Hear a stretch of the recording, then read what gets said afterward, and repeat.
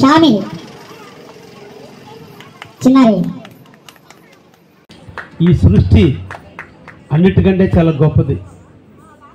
ఈ సృష్టి అనేది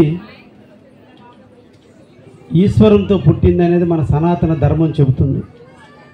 ఈశ్వరం నుంచి శక్తి పుడితే, ఆ శక్తి నుంచి బిందువు పుడితే, ఆ బిందువు నుంచి నాదం పుడితే, ఆ నాదం నుంచి పరమేశ్వరుడు పుడితే, ఆ పరమేశ్వరుడు నుంచి ఈశ్వరుడు పుడితే, ఈశ్వరుడు నుంచి రుద్రుడు పుడితే, రుద్రుడి నుంచి విష్ణువు పుడితే, విష్ణువు నుంచి బ్రహ్మ పుడితే, బ్రహ్మ నుంచి ఆత్మ పుడితే, ఆత్మ నుంచి ఆకాశం పుడితే, ఆకాశం నుంచి వాయువు పుడితే, వాయువు నుంచి అగ్ని పుడితే, అగ్ని నుంచి నీరు పుడితే, నీరు నుంచి ఉద్భవించిందే ఈ భూమి.